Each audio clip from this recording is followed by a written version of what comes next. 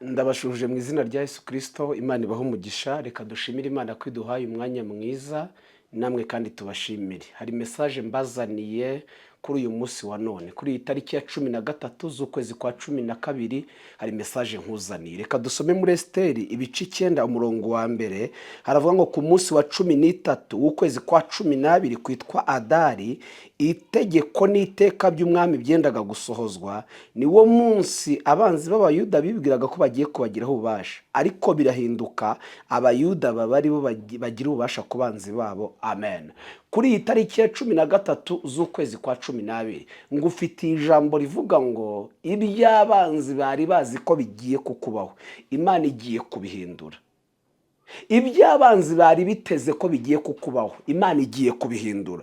Reka mbabwire kuno kwezi kwa 12 dukwiye gusengamo amasengesho, kuko hari iby'umwanzi aba yateganyijemo, hari iby'umwanzi aba yagambiriyemo. Ariko ngufitiye message ivuga ngo kuri itariki ya 13 z'ukwezi kwa 12, beneda nubona hari itariki muri Bibiliya ifite amateka, ujye wizerera muri iryo jambo ry'Imana, hari gitangaza bizajya bikuremera. Ibi byabaye ku Bayuda, ariko ijambo ry'Imana n'ubuzima rirarema ibitariho bikabaho.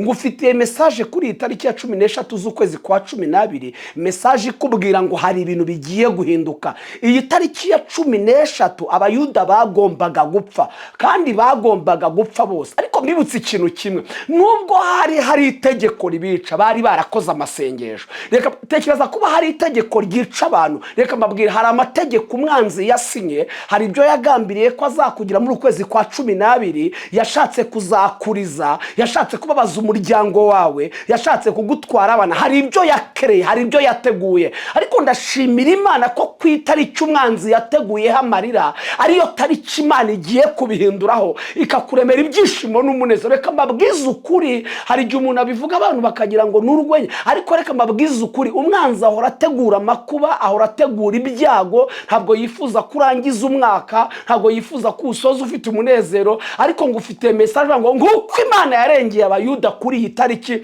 13 z'ukwezi kwa 12, nawe ni kugiye kurengerwa n'Imana. Imigambi y'umwanzi igiye kuburizwamo, ngo ku itariki 13 z'ukwezi kwa 12 ngubwo abanzi b'Abayuda bari bazi ko bagiye kubagiraho ububasha, ngo ariko birahinduka, ahubwo Abayuda bari bo bagira ububasha ku banzi babo. Hari byari bizi ko bizakugiraho ububasha kuri iyi tariki, kuno kwezi byari bizi ko kuko hari inzandiko zari zarasohotswe, umwami yari yarabyemeye ko bagomba gupfa. Ariko kubwo gusenga, kubwo amasengesho yawe, hari ibintu Imana ihinduye. Hari muri byavuze ngo yanyuranyije amaboko ye bitavuga Imana, kubwayigiye kubyikorera, nta cyatuma izina ryayo ritukwa.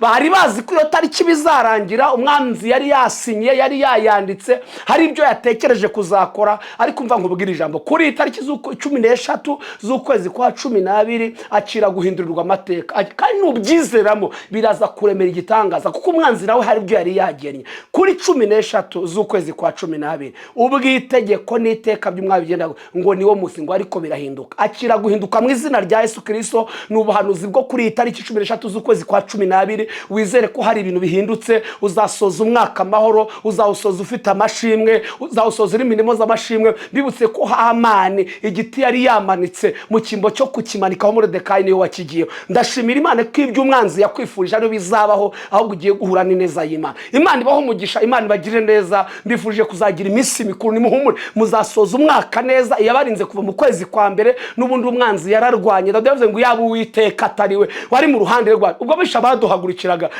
ariko ngo ari ngo izina ry'Uwiteka rihabwa icyubahiro. Hari ibyo umwanzi yagambire, igihe duturwanirira. Nari nkuzaniye message yo kuri ya tariki ya 13 z'ukwezi kwa 12, ngo nkubwire ngo nkuko Imana arengeye Abayuda kuri iyi tariki, nawe irakurengeye kuri iyi tariki mu izina rya Yesu Kristo. Imana ibaho umugisha, Imana bigire neza. Turagushimiye ko nta wera nk'Uwiteka, nta gitari kimeze nk'Imana yacu. Tugushimiye ko kuri iyi tariki hari ibintu hinduye, hari ibyo umwanzi yaragambire muri kuno kwezi, ariko nagushimiye ko bihindutse. Tuzawusoza amahoro dushima izina ryawe, uhimbazwe ni mu izina rya Yesu Kristo. Amen. Imana ibaho umugisha, Imana ibagire neza. Kuri tariki ya 13 z'ukwezi kwa 12 buno butumwa ubusangiza abandi. Hari icyo Imana ikoze kuri iyi tariki, kuko hari icyo umwanzi yari yagambiriye mu izina rya Yesu Kristo. Amen.